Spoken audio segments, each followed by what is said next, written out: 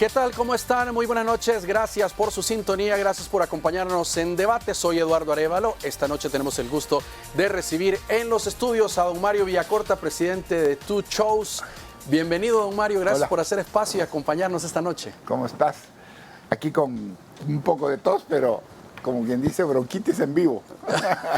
Cabal, por eso les damos un buen tecito de manzanilla para aclarar un poco la garganta. No, sabemos que ha estado en recuperación y por eso le agradecemos el esfuerzo de acompañarnos esta noche. Todo lo contrario. De hecho, duran tanto tiempo, ¿no? Que tienes como que medio jinetearlas y andar con ellas. Y sobre todo a ustedes que les toca también mucha actividad en horas de la noche, en los conciertos, el sereno y todo. No, y uno es, yo no sé si te pasa a ti, pero a veces uno dice, pero es que si me quedo, solo la preocupación psicológicamente uno como que se enferma más cuando no estás activo, ¿no? Claro. Pero bueno, es el día a día que tenemos nosotros y así estamos felices, muy felices. Muy bien.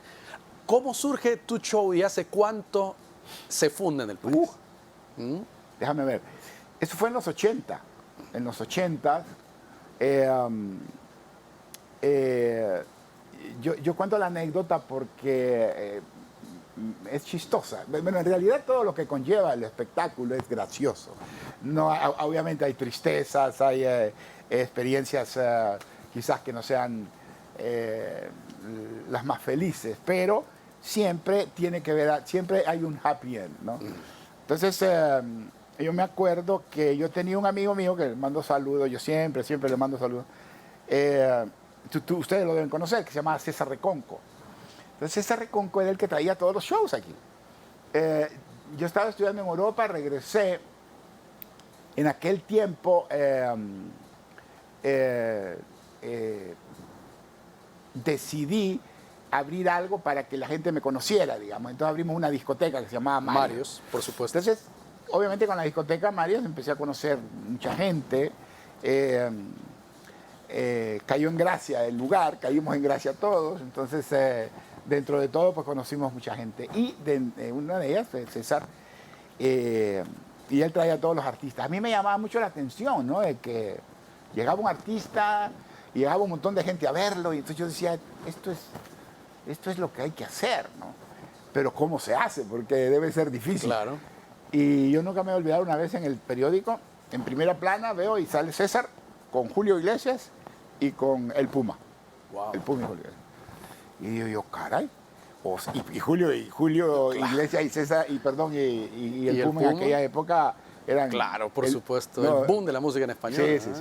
Luis Miguel y Frank Sinatra, ¿no? Sí. Entonces, dije yo, o sea que para ser famoso tienes que hacer esto. Y bueno, y así empezamos a ver. Y una vez un gran amigo mío me llamó y me dice, oye, ¿quieres traer al Puma? ¿Al Puma? Y le digo yo, wow, eso es lo que estaba justamente deseando. Entonces así comenzó la historia. Contratamos al Puma sin dinero, porque en esa época no teníamos dinero nosotros. Entonces fuimos donde otro amigo. Ahí está la fotografía. Sí. Bueno, eso ya fue después. Esa foto. Esa fue otra venida del Puma. Ya estoy ya con mi esposa, ¿no? Pero okay. no. Eso fue. Quizás fueron, no sé, unos 10 años después. Okay. No, el Puma, yo tenía unas fotos del Puma, me acuerdo, pero no, el Puma fue en los 80, ¿no? Por ahí. Entonces. ¿Y cómo le contacta? ¿Cómo es que de repente llega el artista y decirle, mire, queremos que venga una empresa nueva o fue de forma individual o cómo? Los planetas se alinearon y nos llamó un amigo nuestro panameño, que es el que tenía el contacto, que era el amigo del Puma, y entonces por ahí fue la cosa. O sea, toda pura confianza. En aquella época no había redes sociales, no había fax, no había... Es más, telegrama. Yo me acuerdo que con un telegrama, de esos telegramas que te llegaban a la casa, me mandaron un telegrama y me decía, y por llamadas telefónicas, ¿no? Pero casi de esos teléfonos que, casi, de esos ¿no? Entonces, bueno, se dio el caso y vino el Puma. Y nos dicen, ¿y por qué no hacemos Guatemala y El Salvador? Entonces, bueno, Guatemala y El Salvador. Con unas experiencias increíbles en aquella época porque Guatemala estaba sufriendo problemas y entonces yo me acuerdo que a José Luis en Guatemala, en el Gimnasio Nacional, le pusieron una bomba, pero no bomba, una bomba de... casera. De gases. Entonces, claro, el concierto se canceló, pero el Puma se asustó muchísimo, salió del lugar, por supuesto, y dijo, no, yo aquí no me quedo, porque tú sabes. Entonces agarró y se vinieron en una avioneta. Se vino en la avioneta el Puma y nosotros no sabíamos nada de que había salido de Guatemala, ¿no? Porque como todo era, no había mucha comunicación, no habían celulares, no había nada. Entonces todo era como que había que llamar por un teléfono fijo y esperar que te contestaran, etc. La cosa es que esperando nosotros en el hotel a que llegara el Puma y no llegaba. De pronto nos cuentan de que el día siguiente llegó, ya llegamos al hotel, lo encontramos ahí y todo, pero nos contaba el Puma, se moría de la risa porque dice, bueno, yo me vine así porque casi dije, miren, yo me voy de Guatemala porque me pasó esto en el gimnasio, claro, y no quiero quedarme aquí. Entonces agarró un taxi en el aeropuerto y el taxista lo llevó al hotel, pero una cuadra antes de que llegara al hotel... ¿Lo reconoció? No, me imagino que lo reconoció antes. Entonces una cuadra antes de que llegara el artista ya no aguantó, paró el carro, se bajó y empezó a gritar, traigo al Puma, traigo. Entonces José Luis se tuvo que bajar con el manager que venía a la par con la maleta y caminaron unos metros para llegar al hotel. Eso es histórico, es decir, y cosas así. Entonces así comenzó todo. Hicimos a José Luis, hicimos el hotel y el Gimnasio Nacional. Entonces ahí le empezamos a sentir el gusto a esto. El espectáculo es como un virus, como la bronquitis que tengo. Se te mete y no se te sale. El truco es saberla administrar. Ahora, hay una de las fotos emblemáticas, le voy a pedir a producción si nos ayuda a colocarla, con el grupo Menudo. Nada menos y nada más un grupo. Eso a mí eso de verdad que me encantó porque... Impresionante, en China, llenos en cualquier país del mundo que ellos se presentaban, era terrible. Eso es, ¿sabes por qué me siento tan contento de ver eso? Porque se me ocurrió lo de la camiseta Yo Amo El Salvador. ¿Esa fue idea suya? Sí. Muy bien. Entonces, claro, yo dije, se van a poner aquí Yo Amo El Salvador, en el otro lado se van a poner Yo Amo Chile, Yo Amo Brasil, pero no. Edgardo me dijo, no, mira, esta es la primera que me han dado y es la única porque tampoco voy a andar con o sea, les encantó a los chicos la camiseta. Se la pusimos antes de bajarse del avión. Lo que está atrás es el avión. Sí. Por cierto, el avión era el avión del Shah de Irán, creo yo. Porque México, algo tenía México con, no me acuerdo, entonces le dieron el avión. El avión para que los transportaran. Sí. Ahora, esa fotografía es impresionante, don Mario, la cantidad de personas que se encontraba en el estadio en ese momento. ¿Cuánta gente contabilizaron ustedes, si se recuerda, en ese lleno del estadio? Me encantaría, ¿cómo se llama?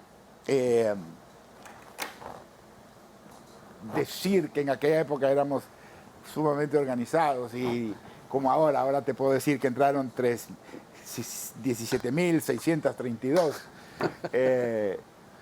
pero no, en realidad... Era difícil en esa época. No sabíamos. Wow. Estás hablando de los 80, y uno, bueno, desde las 6 de la mañana estaba la gente tratando de entrar al estadio. Fue una experiencia, digamos, empezamos a hacer shows grandes al inicio, lo cual obviamente te lleva a cometer muchísimos errores, pero al mismo tiempo te lleva a aprender a 78 revoluciones los errores, ¿no? Entonces después los vas corrigiendo. En el estadio deben haber entrado unas 30.000 personas, más o menos, 30, 35.000 personas.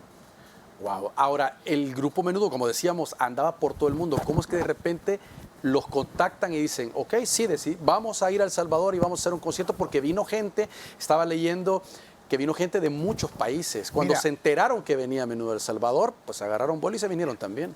También fue a través de otro contacto, ¿no? Aquí había una familia Hut, Eduardo Hit y su papá, que tenían una disquera que se llamaba, ellos creo que tenían RCA y todo eso. Entonces Eduardo, en aquella época, ahora no, ahora es 45 y todo, ¿no? Pero en aquella época las disqueras traían los artistas para promocionarlo. ¿Por qué? Porque vendían sus discos. Entonces Eduardo conocía a un montón de gente, así fue como nosotros empezamos a conocer a... De hecho, Eduardo, si algo tengo que agradecer yo es a Eduardo porque fue el que me empezó a conectar. Edgardo me presentó a mí a Raúl Velasco, que fue quizás uno de mis... Yo decía que era o sea, alguien... Nos caímos muy bien con don Raúl.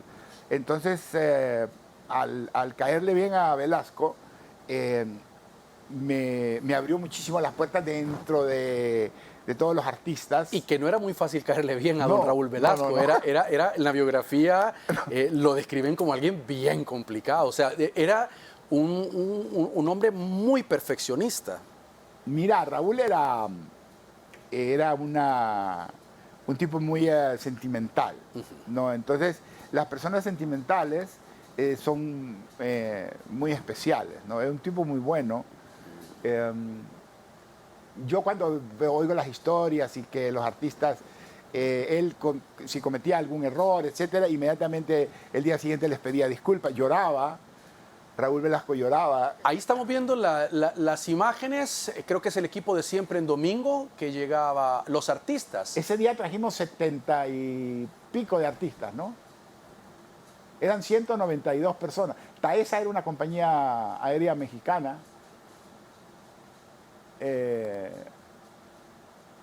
Wow, sí. Sí. Recordar es volver a vivir, dice. Eso es histórico. Te voy a contar. A mí me da Raúl es más, ya no es secreto, porque Raúl me lo descubrió en una Teletón. Que Maná me acuerdo que me entregó un cheque para donarlo a la Teletón. Porque Maná no estaba aquí. Entonces me llamó y me dijo, Mario, ¿me puedes hacer un favor? Puedes llevar esto y no de Maná. Entonces yo fui al gimnasio a entregar el donativo, ¿no? Y estaba Raúl Velasco aquí, pero la Teletón la llevaba, no la llevaba don Raúl, era, no me acuerdo quién llevó la Teletón aquí, venía de México, no me acuerdo, pero la cosa es que don Raúl fue invitado de los organizadores. Del presentador, que era mexicano. Okay. Entonces, cuando subo y llevo el cheque, me dice, oye, ¿te acuerdas cuando hicimos Siempre en Domingo la primera vez en El Salvador? Esa imagen donde está él con el traje blanco, él, como era en memoria de la paz. Celebrando la paz. Correcto. Entonces había que... Ahí está la paloma blanca. Mira, esa paloma es histórica. Te voy a explicar por qué. Porque esa paloma la tomamos prestada sin permiso del Circo Tiani. Es decir, por no decir otra cosa. ¿Y por qué? Porque es que de verdad me encanta contar esa historia. Y se la conté a don Raúl cuando íbamos al aeropuerto y se moría de la risa. Me decía, Mario, pero esto tengo que contarlo. Le digo, don Raúl, usted cuenta eso, me meten preso. Porque yo tomé una paloma prestada. No, yo le dije. Entonces me dice, no, tú tomaste una paloma prestada sin permiso. Entonces, resulta que nosotros estábamos en el Hotel Presidente y en el script, ¿no? Venía que decía 6:45, Televisa presenta, 6:49, 6:50 y tantos, el señor Velasco, 6:57, Paloma Blanca, etcétera. O sea, cronometrado con tiempo. Exacto. Entonces, vengo yo y le digo a uno de las personas que trabajaba con nosotros, porque nosotros producíamos Siempre en Domingo, le digo, mira, ¿me puedes ir a comprar una paloma al mercado? Entonces me dice, sí, ¿cómo no? Entonces le doy el dinero y todo, va a traer la paloma, llega al hotel, y llevó la paloma en una jaula con una, ¿cómo se llama? Con una manta, ¿no? Estaba tapada. Ajá, para taparla. Entonces yo vi que entró nosotros estábamos desayunando y vi que entró con la paloma y dijo, le dije, llévatela a la suite, ahí la dejas. Entonces efectivamente la llevó a la suite, ahí la dejó y nosotros seguimos platicando y preparando todo el asunto. Resulta que cuando subimos a la habitación, ahí estaba la jaula tapada, levanto yo el trapo de la jaula y la paloma era gris, negra, o sea, no blanca. Era tipo, entonces le llamo y le digo, oye, pero te dije una paloma, usted me dijo una paloma, me dijo, pero blanca, le digo, si es La Paz. Me dice, pues no me dijo que comprara una paloma. Entonces, bajo pálido, que ni te puedes imaginar, y hablo con Luis Mario Santoscoy, y me dice Luis Mario, ¿qué te pasa? Le digo, nada, mira, compadre, la paloma no es blanca. Me dice, ¿cómo? Le digo, no. Me dice, ve cómo haces si consigues una paloma blanca. Le digo, ¿y dónde quieres que consiga una paloma blanca? A esta hora, o sea, ya eran como las 3 de la tarde. Entonces, en aquella época teníamos nosotros gente de muchos delegados de entidades internacionales que estaban aquí. Y había un mexicano que era amigo de Luis Mario y me dice, ¿tienes vehículo? Le digo, sí. Me dice, vente. Y le digo, ¿a dónde vamos? Tú vente. Y me subo en el vehículo, porque yo conocía, entonces voy manejando, y me dice, ándate para allá, que ahí hay un circo. Y le digo yo, ok, vamos. Nos fuimos en contrasentido, subimos a la acera. Era un lunes el evento. Y después, años después, cuando yo ya trabajé con el Circo Tiani, parece mentira, pero el Circo Tiani los lunes cierra por tradición. Wow. Entonces, total que llegamos, quisimos entrar por la puerta porque nosotros no sabíamos que estaba cerrado el circo y no había nadie. Y nosotros, ¿hay alguien? Y no había nadie. Nadie cerrado. Pero el circo tiene carpa, ¿no? Sí. Entonces, lo levantaron y se metieron. La levantamos y entramos por ahí con permiso. Entramos con permiso y encontramos la jaula de los leones, encontramos la jaula de todo, y había una jaula donde estaban palomas. Y la jaula era como estas así verticales y se abría por arriba, estaban todas las palomas, preciosas, blancas, una belleza de paloma. Entonces, nada, pues tomamos una prestrada y nos fuimos corriendo al programa. Llegamos justo cuando decía Televisa presenta y nosotros con la paloma y ¡pum! Se le entregamos a don Raúl y don Raúl la agarra y dice, pero qué paloma más bonita. No sé qué. Entonces se la dio a la gente del Ballet de Turismo, creo yo. Y así fue. Lo curioso es que cuando aventó la paloma, como son palomas amaestradas, no se fue. No se fue. Entonces empezó a volar empezó a bailar ahí con Garibaldi, que creo que venía en esa época. Pero fue una anécdota de verdad que... Y don Raúl la contó ese día, años después, con lo de la Teletón. Me acuerdo que fue aquí en el Gimnasio Nacional. Muy bien. Vamos a hacer una pausa, por favor, acompáñenos. Hay más historias y parte del trabajo realizado en muchos años por tus shows en El Salvador. Ya regresamos.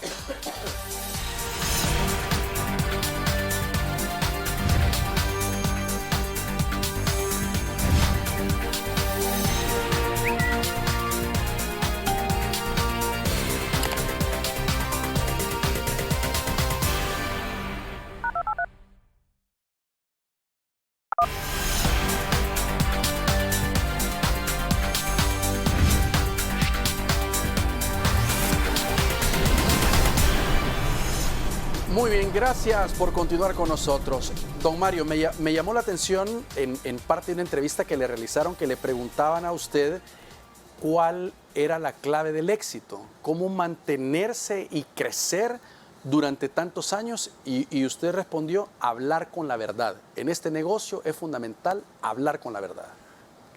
Sí, bueno, quizás también hablar con la verdad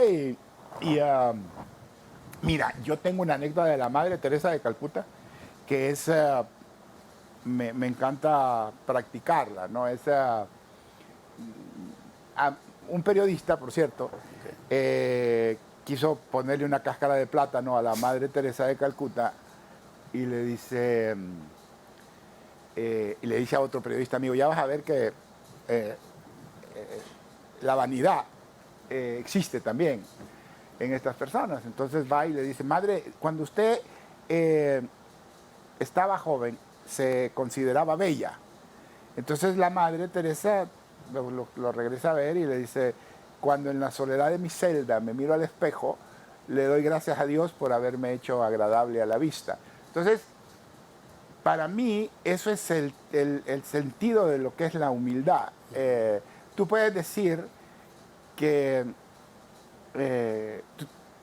tú no puedes tapar el sol con un dedo, por supuesto. Entonces, el éxito, si en realidad se puede llamar éxito, es lo contrario a sufrimiento, y lo contrario a sufrimiento es felicidad. Vale la pena filosofar un poco, pero claro, cuando uno ya ha pasado muchos años, ha tenido muchas etapas de éxito, ¿no? Por ejemplo, al principio uno cree que el éxito es salir con la chica más guapa del barrio, posiblemente pasan los años y el éxito es tener el carro más bonito, pero por lo general siempre vas aterrizando en cosas materiales, ¿no? Ya cuando pasan los años te das cuenta que el éxito en realidad es tener una familia. Por ejemplo, lo que tú dices, hablar con la verdad, es lo más importante en el espectáculo, porque ahora, en realidad, el que no hable con la verdad, como dicen los argentinos, es un tarado. Le voy a decir porque todo está a la vista, ¿no? Es decir, aquí no puedo decir yo algo porque a los 2 minutos... No fue así, o sea, y ponen la foto, social. Claro. Pero en la época de nosotros, digamos, todavía podía darte lujo, si se puede llamar así, de mentir, porque no te podían cachar inmediatamente porque la tecnología no era. Entonces ahí es cuando tú dices, de nada sirve esas cosas, ¿no? Es mejor ir con la verdad, es saber decir no. Por ejemplo, no quieres traer este artista, no quieres traer este otro, y uno peca de querer traer todo, ¿no? Y eso no lo puedes hacer, no te alcanza el tiempo, ¿no? Tú puedes ser bueno para lo que puedas hacer. Más allá de eso, no lo puedes atender. O sea, necesitas hacer un pulpo y eso no sirve. Yo con la pandemia aprendí muchísimas cosas, y es que, por ejemplo, las mujeres solo necesitaban unas chancletas, unos shorts y una camiseta para ir al súper. Sin embargo, antes pues tenían que arreglarse y todo. Entonces uno empieza a aprender, y nosotros también, entonces uno empieza a aprender que para ser feliz no se necesita mucho. No puedes ponerte 2 camisas, yo solo me pongo una. Entonces, en el espectáculo es lo mismo, es decir, ¿qué es lo que puedes hacer? ¿Hasta dónde puedes tu capacidad, hasta dónde lo puedes hacer? Ah, pero es que hay otras personas que hacen, no importa, esa es tu capacidad, eso es lo que Dios te dio y eso es lo que tú puedes, eso es lo que puedes hacer. Ahora, dentro del programa Siempre en Domingo veía algunos datos en el sitio de ellos, un poco de anécdota, y decía que el programa en El Salvador lo habían visto en promedio unos 500 millones de personas. 600 millones, sí, 500 millones, 600 millones. 500, 600 millones. No, Siempre en Domingo fue una ventana para el país muy importante en aquella época, ¿no? De hecho, Siempre en Domingo, en aquella época, por eso es que todos los artistas se hacían ahí, claro. Todos, es decir, tenían una ventana espectacular. Obviamente los tiempos han cambiado, ahora ya son redes sociales, ya es otra cosa. Ahora veíamos también, le pedimos a producción que nos pueda poner una fotografía también con Ricky Martin también como parte de los artistas también. ¿Qué año será ese, don Mario? Eso debe haber sido... ¿A quién trajimos a Ricky en esa época? Ah, eso fue Siempre en Domingo, sí. Claro, eso fue Siempre en Domingo, pero fue Siempre en Domingo en el Gimnasio Nacional, ya fue después. Es que Siempre en Domingo lo trajimos 3 veces. Sí. ¿Verdad? de hecho, El Salvador fue el único país que hicimos 3 veces, porque nos adecuábamos y quizás por ahí tuvimos esa química con el señor Velasco, porque en otros países no fue tantas veces, sino que nosotros sí. Entonces, al caerlo en gracia, pues obviamente cada vez que lo traíamos había más artistas. Nosotros conocimos a Selena, conocimos a, es decir, una cantidad de artistas que por supuesto en la ventana de Siempre Son Domingos se hicieron conocidos en América Latina. Ahora, hubo retos muy, muy complicados, como por ejemplo el concierto de Iron Maiden y otros que de repente salían como del género de lo tradicional que estábamos acostumbrados a presentar show en El Salvador. Mira, Iron Maiden para mí fue una universidad. Es decir, ojo, y después de tantos años supuestamente de que te las sabe todas, ¿no? Pues en esto no...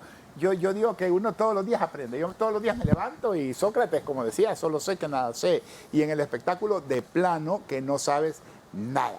Por ejemplo, sin decir nombres, a mí me ofrecieron un artista hace poco. O sea, supuestamente ahora con toda la experiencia y todo, ¿no? Me ofrecieron un artista hace poco y yo dije no. Y lo hizo otra persona. Y se le llenó. Entonces, digo yo, hombre, uno nunca sabe nada. Entonces me encanta porque uno aprende, ¿no? Lo de Iron Maiden, yo tenía mucho miedo porque como era rock, ¿no? Y entonces estaba la canción aquella de 666, The Number of the Beast, y yo dije, wow, en El Salvador, o sea, es un país católico y toda la cosa, yo me sentí un poco nervioso, el rock, el miedo y todo. Y entonces, más allá de eso, lo que hice fue empezar a estudiar a la banda. Entonces empecé a estudiar a la banda y me di cuenta de que la banda, el guitarrista toca en la iglesia de Irlanda, el otro es un doctor en música, Bruce es piloto, maneja el 747, va a la iglesia todos los domingos. Entonces dije yo, ¿qué ondas? O sea, esto no es lo que yo suponía. Entonces empecé a estudiar la banda y me di cuenta que la comunidad rockera es de las comunidades más fieles y cuidado, más educadas de este negocio. Al mismo tiempo, en aquella época con la municipalidad o con la alcaldía, no nos inventamos, sino que ellos nos colaboramos en conjunto, una cosa integral. Hicimos un concierto de lo más ordenado que te puedas imaginar en América, y por eso es que Maiden ocupó incluso los videos de El Salvador en su disco internacional. Nosotros estamos, y no está Brasil, no está Argentina, pero sí está El Salvador. La alcaldía nos colaboró en conjunto, fue integral. Por ejemplo, el concierto terminó a las 11, a las 12 de la noche no había una basura en la 49 porque pusieron unos carritos chiquitos y... No, fue impresionante. Los puentes que estaban alrededor del Mágico los iluminaron, entonces todos los indigentes que estaban ahí. Ahí aprendí yo que lo que tienes que hacer es iluminar las cosas y la gente se va. Porque como dicen, en lo oscurito, por eso te vas con la novia al cine a lo oscuro, ¿no? Entonces, pones luz y no pasa nada. Entonces fue una lección para nosotros y Maiden quedó muy agradecido. De verdad que le encantó El Salvador, y lo más probable es que en el 24 hagamos Maiden. Muy bien. Por ejemplo, ahorita me acaba de caer algo aquí que te vas a morir de la risa, te voy a dar una exclusiva, pero al rato. A ver. Sí, no, después. Ok, perfecto. A ver, otra fotografía, le pedimos a producción que lo ponga, que me encanta, es con los Fernández. Antes, reciente, ya han venido mucho y la gente les quiere mucho acá en El Salvador. No, ese fue único nada más, eso fue Vicente y Alejandro juntos. Correcto. Bueno, ahí estamos los mismos, que están arriba, estamos abajo, es decir, está mi esposa, Vicente, que ya no está, Alejandro, estoy yo, está mi hijo, el mayor y el chiquito. Entonces el chiquito que lo están chineando es el que está de gorra. Mi señora es así la reconoce. Después Sí. la chiquita, la niña, es la que está con... A la par de Alejandro. A la par de Alejandro. Alejandro es Alejandro. Yo, pues me ves, y mi hijo, el que está chineando, es el que está a la par de Adriana, que es la esposa de Laura, y que, por cierto, me van a hacer abuelo. Ah, muy bien. Primera vez que voy a ser abuelo. De verdad, muy sí, bien. No, Felicidades. yo decía que no sé, ando súper entusiasmado. Bien. Otra experiencia. Bueno, todavía no experiencia, pero Pero pronto. Claro. Muy bien. Ahora, don Mario, los artistas, muchos se preguntan, y en algunos casos sí ha salido información, que cuando vienen al país dicen, queremos probar las pupusas, queremos conocer tal lugar, y de repente se le organizan tours, otros no, vienen al concierto y se van rápido. Hay muchas exigencias, digamos, en el backstage con ellos. Mira, ¿cómo es tratar con eso ellos? es como un mito, ¿no? De que los artistas piden esto, piden el otro. Yo te voy a ser honesto, es decir, el artista en sí casi no tiene tiempo de hacer nada. El artista viene, ahora que viene ya en sus aviones privados, etcétera, no tienen tiempo de andarse pidiendo flores moradas y sábanas verdes, porque yo me he dado cuenta de que, y bueno, no contradigo porque que el glamour que gocen los que escriben, ¿no? Pero definitivamente el artista, más allá de lo técnico, sonido, etc. Hay uno u otro. Por ejemplo, Guns N' Roses, me acuerdo que nos pidió una ducha hawaiana. ¿Y yo qué es una ducha hawaiana? Pues una ducha hawaiana es un chorro, nada más que el chorro es de bambú. Y le digo yo, ¿dónde va a conseguir un chorro de bambú? Entonces, póngaselo, le dije a Pedro, ¿no?, que es el productor nuestro. Le pusieron el chorro, ni conoció la ducha. Entonces quiere decir que los que piden las cosas posiblemente son los que hacen los riders. Correcto. ¿No? Lo que tienes que hacer es cumplir. No te van a pedir nada del otro mundo. Es decir, no te van a pedir que te pares de cabeza, no te van a pedir cosas. Piden, no sé, lo mismo que pide cualquier persona, ¿no? Es decir, cualquier presidente de la República, ministros o lo que sea. La vida se ha hecho más sencilla ahora, ¿no? Es decir, ahora nos la podemos complicar, claro que no la podemos complicar, pero mi trabajo es facilitarle las cosas para que el público pueda gozar los conciertos, ¿no? Ahora, de repente hay algunos que sí, los hemos visto que se van a algunos lugares turísticos y la gente de repente pues los ve, pero esa es decisión de ellos. No, hacerlo. El Salvador está viviendo un momento especial en ese aspecto, porque yo me he dado cuenta de que los artistas por sí empiezan a hablar bien del Salvador, que El Salvador, ellos han notado el cambio, a mí me lo dicen, es decir, oye Mario, pero qué increíble cómo está el país. Claro, porque como los hemos traído antes, entonces pues ya conocen, ¿no? Entonces han notado un cambio, por ejemplo, y bueno, no lo digo yo, lo dicen ellos mismos, ¿no? Marco Antonio Solís estaba en Guatemala, no estaba aquí Marco Antonio, él estaba en Guatemala y me llamó y me dice, oye Mario, qué impresionante El Salvador, quería agradecerte porque terminó el concierto y él se fue. Entonces, en eso puso un mensaje, ¿no? Que era, puso un mensaje que era...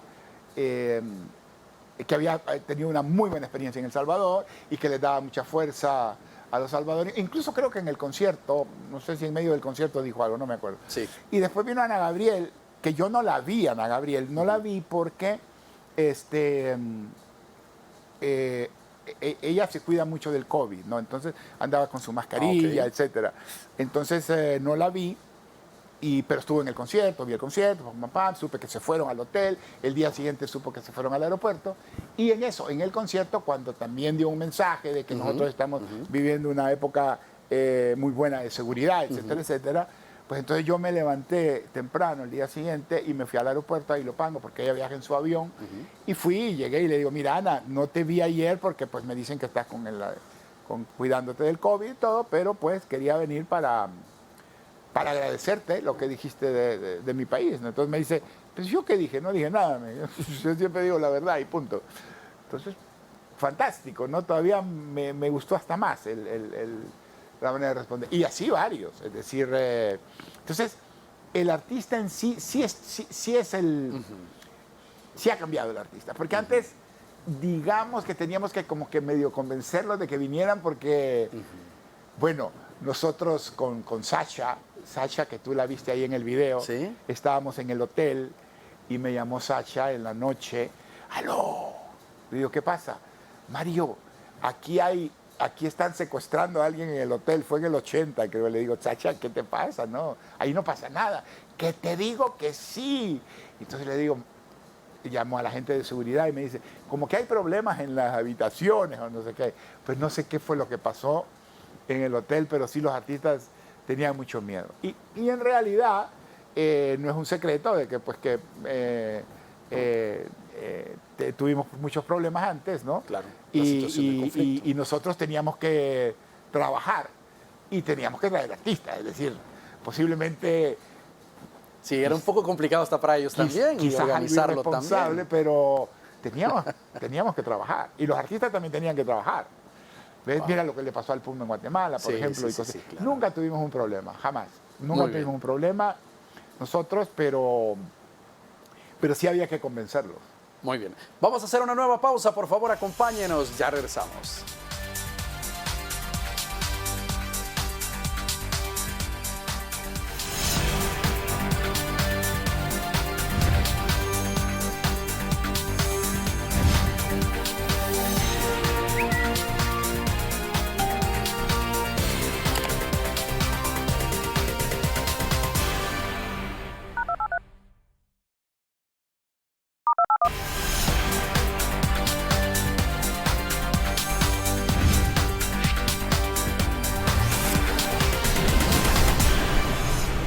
Muy bien, hablábamos un poco de los conciertos durante el periodo del conflicto armado en nuestro país, don Mario, pero hay un tema también que nadie la vio venir y nos llegó y nos cambió la historia. Hablo de la pandemia, un momento muy difícil para todos y aquí no se escapa ni los artistas ni nadie. Una situación en la que veíamos artistas llorando, muy frustrados, otros haciendo música en sus casas.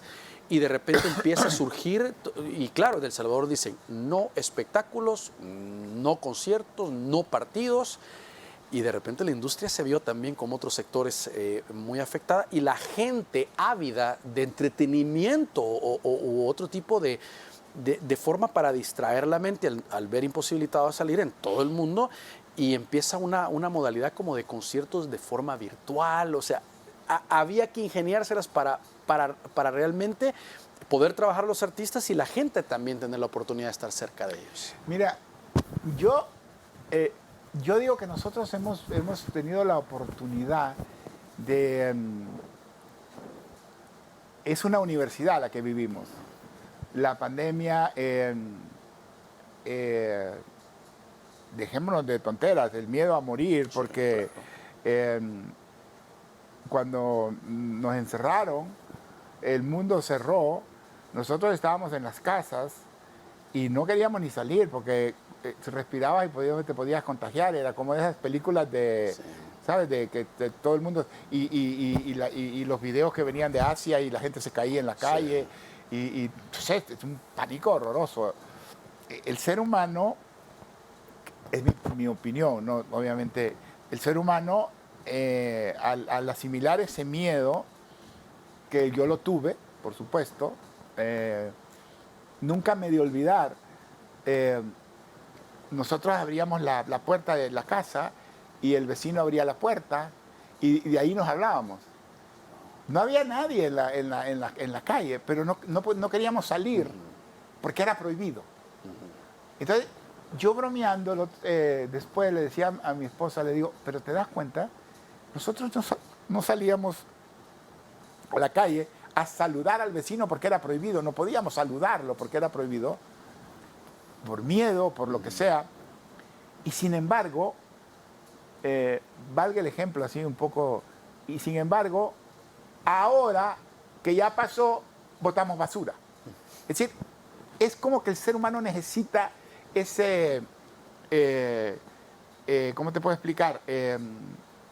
Ese control o esa disciplina para que uno se pueda comportar bien. Porque tú ahora te dicen, no, tú no puedes salir de tu casa, no puedes ir a saludar a tu vecino. Tú sales de tu casa y le dices, ¿qué? Tú no me vas a estar diciendo esto. Pero ¿y por qué en aquella época tenía ese miedo y a esas cosas? Quiere decir que la mente varía, ¿no? Pero, dicho esto, creo yo que la pandemia dentro del cambió todo. Por ejemplo, mi amigo el chino de Zoom, debe estar, digo yo, mi amigo el chino, no lo conozco, pero ojalá lo conociera, es decir, debe estar feliz. También todo se pide por redes sociales, o sea, perdón, por online. Los súper, las señoras ya compran el súper, nosotros compramos todo en online. Digamos que la tecnología se apoderó del ser humano. Aquí quizás no tanto, pero en otros países. Entonces, y aquí también, la juventud voló. O sea, fue una cosa impresionante como los jóvenes ahorita con un celular posiblemente saben más que todos nosotros. Por lo menos que mí, sí, mis hijos me dan vuelta. ¿No? Entonces, pero, ¿qué pasó con el espectáculo? ¿No? Entonces el espectáculo, como no nos queríamos quedar atrás, entonces vamos a hacer las cosas también, tecnológicamente. Entonces vino gente, amigos míos invirtieron en estudios para grabar. Pero inversiones de verdad grandes. Fuertes. Sí. Y ahí entonces decían, aquí se pueden grabar estas cosas, el streaming y bla, bla, bla. Nosotros hicimos todos los streaming que te puedas imaginar. Marc Anthony, Nodal, Arjona, muchísimo. Alejandro Fernández. Pero no era lo mismo. No era ni rentable ni nada. Lo hicimos como para mantenernos vivos con esa esperanza de no morir en el espectáculo. Porque si nos sentíamos muertos, ¿no?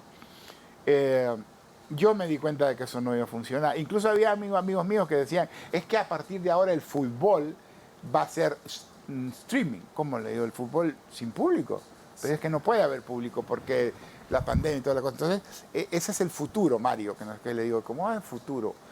Quizás porque yo estoy más mayor, no entiendo. Porque ustedes los jóvenes me están diciendo que todo va a ser streaming, pero yo no sé, no lo alcanzo a asimilar. Y efectivamente, Alejandro me dijo a mí una vez, Mario, yo no puedo cantar, o sea, canto, pero el foro está vacío. Entonces hay 4 personas que le están aplaudiendo, ¿no? Y entonces él y manda un beso. ¿A quién va a mandar un beso? Al fantasma. Sí. No. No es lo mismo. No, la experiencia no es la misma. Entonces, por eso fue que después de un año de estar en esa desesperación, posiblemente, se abren las puertas, se abren los eventos y la gente se vuelca con la diferencia de que antes era sin tecnología y ahora es con tecnología. Es decir, ahora todo es con QR, todo es diferente. Acabo de ver una noticia, por ejemplo, que en Perú llegó una gente y estafaron a no sé cuántas personas, no sé si tú lo viste. Sí. Una chica. Unos empresarios llegaron y estafaron no sé en cuántos millones de dólares porque vendieron unos cuantos boletos a los peruanos que querían ver a Daddy Yankee. Valga ese comentario porque de verdad tienen que tener cuidado. El salvadoreño tiene que tener cuidado porque no caigamos en esas tentaciones, si quieres llamarlas así, de creer que te van a dar que te van a revender un boleto. No existe. Hay que comprarlos en los lugares certificados, ¿no? En las tiqueteras que te dicen que hay que hacerlo, y eso de andarse pasando el QR y esas cosas, eso no existe. No existe. ¿Por qué? Porque después cuando llegas te van a decir, el suyo ya entró. Entonces tenemos que tener cuidado, no seamos... Es lo mismo que si te dan un billete de 100, no lo prestes, porque... ¿no? Lo vas a perder. Lo vas a perder. Entonces, vamos a hacer una pausa y vamos a continuar hablando cómo cambiaron esas filas en físico también después de la pandemia a ver las compras en línea que se pueden agotar en 10, 15 minutos. Ya le contaba yo una experiencia que tuve recientemente a don Mario. Así que vamos a la pausa y ya regresamos.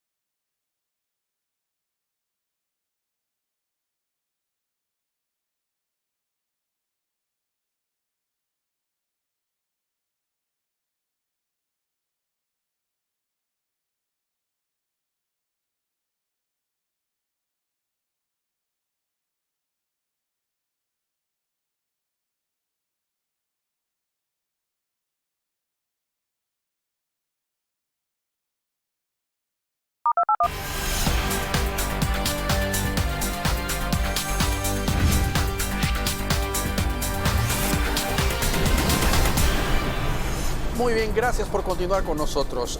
Don Mario, hemos pasado de esas filas de la gente que casi 24 horas antes ha llegado, o en la noche pasaban algunos de nuestros equipos con las cámaras y se veía gente que no habían abierto el centro comercial, los lugares, y ya estaban sentados ahí con sus abrigos y todo, esperando que abrieran en la mañana la boletería para un concierto, a estar con computadoras, celulares, tablets ya listos para las compras. Por ejemplo, hablábamos antes de entrar al aire en la pausa de Bad Bunny, por ejemplo. O sea, es una locura la gente cómo espera para hacer esas compras que pueden durar minutos, horas. Es increíble. Pues a todos nos agarró en sorpresa. Nosotros siempre veíamos, yo me acuerdo una vez que alguien dijo, el Super Bowl se agotó en 16 minutos. Digo, ¿cómo? O sea, no entiendo, ¿no? No, definitivamente la tecnología te ha absorbido, ¿no? Ha absorbido y pues nosotros no somos una excepción, por supuesto, ¿no? Claro que es más fácil, ya no tienes que ir a hacer las grandes colas, etcétera, etcétera, pero tiene sus ventajas y tiene sus desventajas, ¿no? Que si no estás pendiente, pues te quedas sin nada. Te madrugan, ¿no? Fíjate que dentro de todas las cosas, las experiencias bonitas que nosotros hemos tenido, lo que he aprendido mucho yo, era Menudo, por ejemplo, a mí me dio una lección, ¿no? Yéndonos para atrás, porque el manager, yo, como viajábamos en el avión, entonces yo le decía, oye, ¿y cómo haces para que este no pase de moda? Entonces me dice, porque, bueno, ahora ya no es secreto, porque hay telenovelas y historias y películas y todo, pero lo que él se le ideó es que cuando ya los chicos llegaban a una edad en que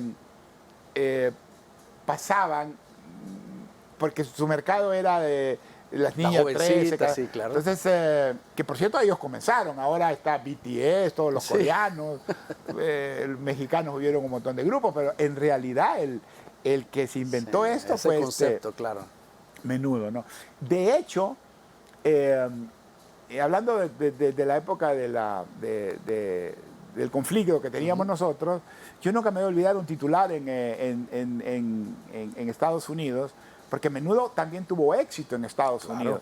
Menudo fue de East, o sea, de la costa este, de la costa oeste a la costa este. Toda esa... ¿verdad? Entonces, eran famosos los niños allá. Y entonces nunca me voy a olvidar un titular que decía, Menudo stop the war en El Salvador. O sea, Menudo paró la guerra en El Salvador. ¿Por qué? Porque el día que nosotros actuamos aquí, no pasó nada. Pero claro, era el mero... yo no sé ni cómo nos atrevimos a hacerlo, ¿no? Pero hasta eso venía teníamos una cierta relación confusa entre lo que estaba pasando y el espectáculo. Pero me decía Edgardo que ellos no envejecían. O sea, su logo no envejecía. ¿Por qué? Porque el logo era como un artista. Por ejemplo, si José José empieza a cantar y envejece, obviamente su clientela ya no es la misma. Correcto. ¿Verdad? Sin decir nombres, el otro día yo quería traer un artista y me dicen los otros, mira, pero ¿y tú crees que los fans todavía están vivos? O sea, y es la verdad, porque yo quería traer un artista famoso que a mí me gusta, entonces me dicen, pero ¿tú crees que los fanáticos todavía están vivos? ¿Por qué? Porque los fanáticos van conforme a la edad. En cambio con Menudo no, Menudo al mantenerse siempre jóvenes, sí, entraban unos, salían se mantenían otros. jóvenes los fanáticos. Entonces, en la discoteca, y tiene que ver algo con mi vida esto, en la discoteca me pasó lo mismo. Porque cuando yo estaba joven, en Plaza Suiza, digamos, donde inauguramos Marios, que fue en el 76, te puedes imaginar. Claro, yo tenía 24 años, por ahí. Entonces, digamos que estábamos de moda todos, ¿no? Pero conforme fueron pasando los años, yo seguí creyendo en que yo me mantenía siempre joven. Entonces, cuando volví a remodelar la discoteca, ya cuando nos pasamos a la zona rosa, yo nunca me voy a olvidar. Yo llegué a la... porque antes de volver a inaugurar la discoteca, me adelgacé, me puse traje y todas las cosas. Según yo estaba otra vez igual que en el 76. ¿verdad? Entonces, total que llego a la discoteca y estaba una chica bien bonita, estaba en un grupo sentadas en el... Y entonces yo me acerco y le digo, hola, ¿qué hubo? ¿Qué tal? Y me dice, ¿verdad que tú eres amigo de mi papá? Entonces dije yo, wow, esto ya, yo aquí no pertenezco. Entonces fue cuando nos inventamos, no quiero decir el nombre de un gran amigo mío, ¿cómo no lo voy a decir? Chico Bolaños. Llegó así como enviado del cielo. Ajá. Y me di la vuelta y le dije, cuando estaba yo pensando eso, me di la vuelta y le dije, tú eres la solución. Y me acuerdo que el chico me dijo, ¿yo? ¿Por qué? Tú eres la solución. Entonces le empiezo a decir, mira, yo quiero que tú hagas esto. Y Chico era una persona que nadie se le hubiera ocurrido que hubiera sido el causante del éxito de Mario por tantos años posteriores. Porque él no fui yo. Entonces él empezó a organizar cosas, a organizar promociones. Que le dio otro giro. Le dio otro giro. Okay. Cambió la música en inglés a español. Y ¿cómo se llama? Y cambiamos los dueños. Ya el dueño no era yo, sino que creamos un grupo se llamaba Best Friends, que era los chicos más populares, digamos, y las chicas más populares. Las condiciones eran que uno que no tomaba mucho, cero drogas, y etcétera, etcétera. Pero se podían sentir los dueños de la discoteca. Y ahí conocí a mi esposa. Okay. ¿Te puedes imaginar? Entonces, por eso te digo que son cosas que aprendí dentro del espectáculo. Don Mario, ya no tenemos tiempo, tenemos que finalizar, pero no se me olvida que me dijo que iba a dar una exclusiva. Sí. Así que no podemos cerrar el programa si no nos cuenta. No, qué buena memoria tiene, ya a mí se me había olvidado. No, me ayudó el camarógrafo también. Me acaban de confirmar que el próximo año vamos a poder traer a Kiss. Ah, muy bien, muy bien. Entonces, estábamos pendientes de eso. Ya van a empezar a conectar ese y otros más.